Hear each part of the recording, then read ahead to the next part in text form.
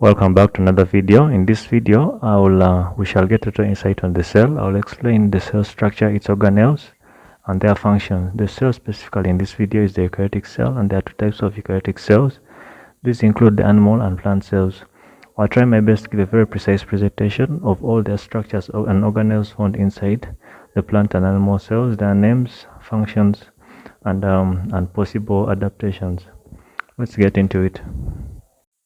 Okay, now the first part we're going to start with is the cell membrane, or in this case the plasma membrane. Now this is the boundary between the cell and its environment, and the plasma membrane is partially permeable. This means that it exerts a measure of control over the substances it allows into and outside the cell. Therefore, it selectively allows passage of essential molecules into the cell while preventing passage of unwanted products.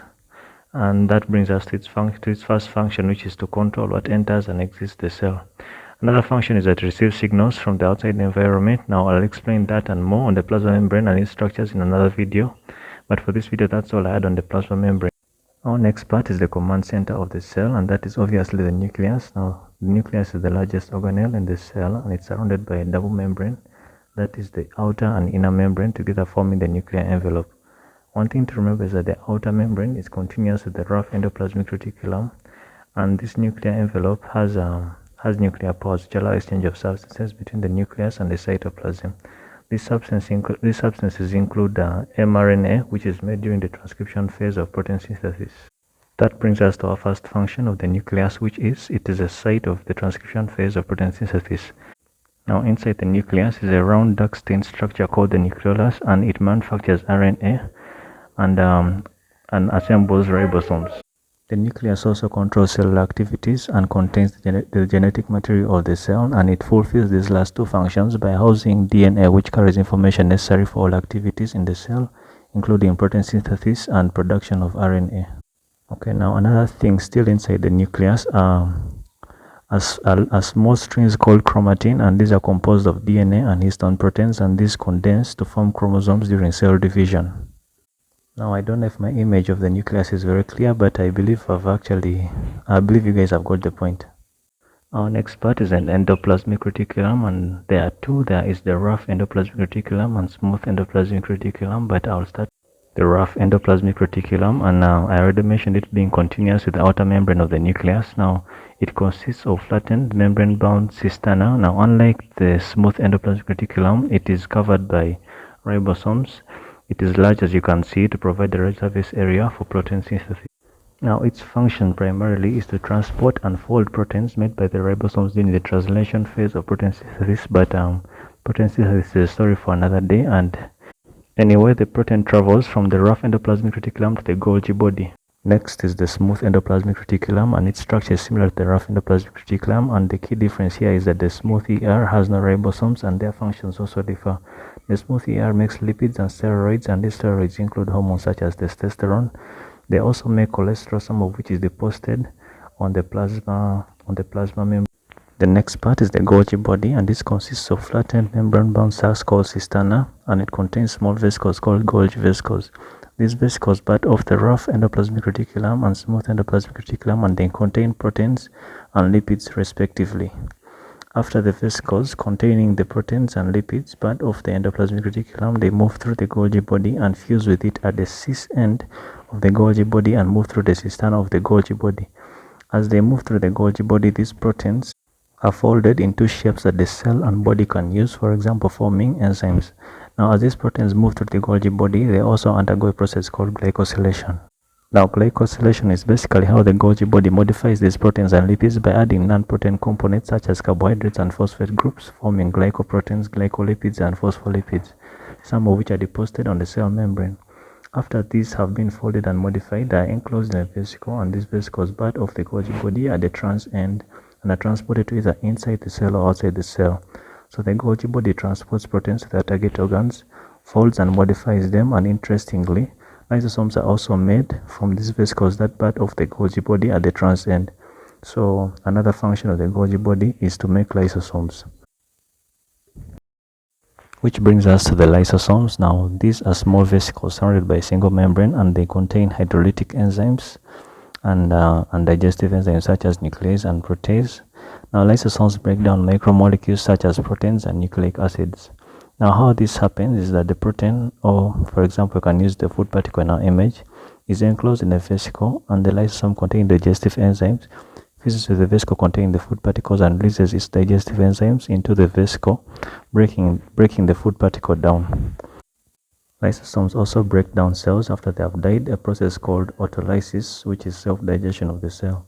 So after the cell has died, the lysosome bursts and releases its hydrolytic enzymes, destroying the cell. Lysosomes also engulf and destroy worn-out organelles, a process called autophagy. Then the ribosomes, these are tiny organelles bound to the rough ER, and some are scattered all over the cytoplasm. These are made of RNA and proteins, and these are sites of the translation phase of protein synthesis. Next is the powerhouse of the cell, and that is the mitochondria. The mitochondria are rod-shaped and have a double membrane which controls what enters and leaves the mitochondria. The inner membrane is highly folded, forming cristae which contain enzymes involved in aerobic respiration. They are highly folded to provide the large surface area for attachment of these respiratory enzymes.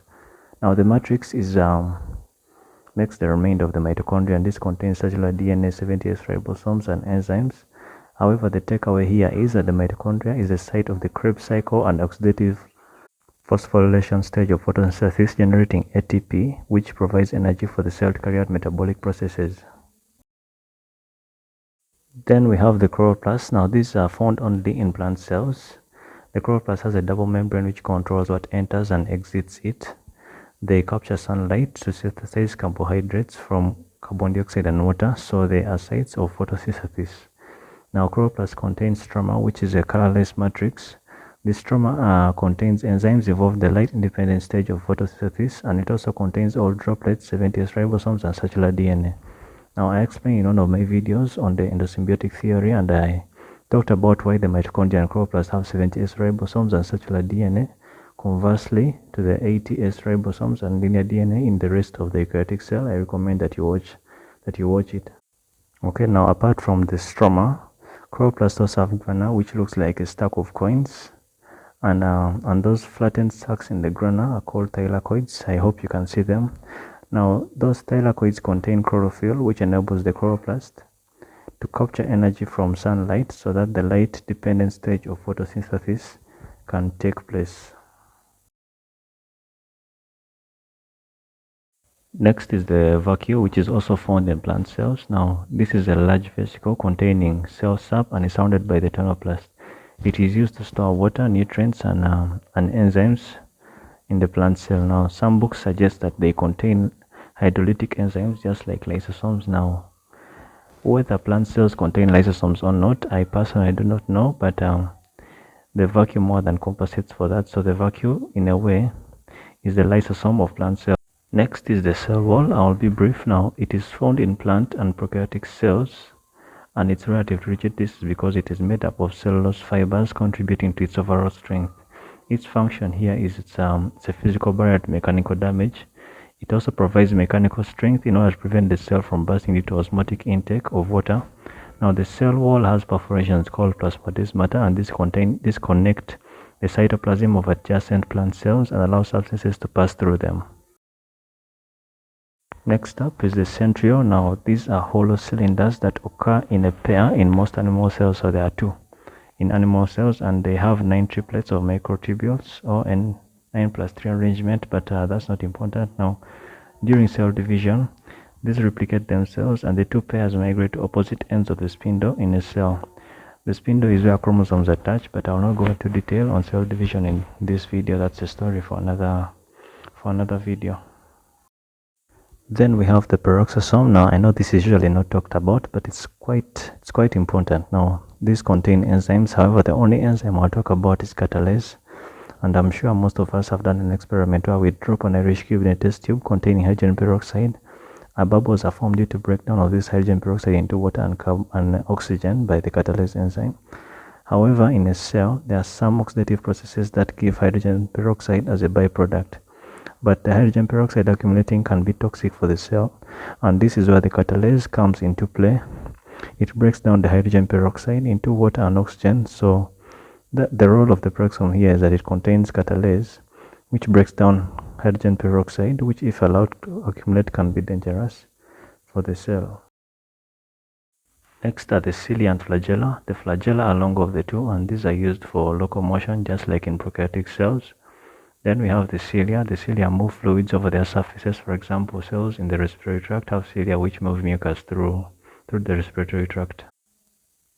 The microvilli are finger-like projections of the cell membrane of some animal cells, and they increase surface area for absorption. For example, epithelial cells in the intestine have microvilli, increasing the efficiency of digestion. Last but certainly not least is the cytoplasm, and this refers to all living parts of the cell except the nucleus. The fluid part of the cytoplasm is called the cytosol, and this is where all organelles are found. The solid part of the cytoplasm is the cytoskeleton. The cytoskeleton is the background of the cytoplasm, and it consists of microtubules, intermediate microfilaments, and microfilaments, and these together are concerned with movement of organelles.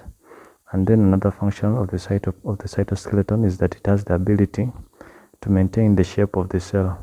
I hope this was an eye-opener for you guys on the structure of the cell, its organelles, their structures, their functions and adaptations. Now, making these videos is not easy, so I need your support. Please like the video, subscribe to my channel, and hit that bell icon to get notifications every time I release new content. Thank you for watching.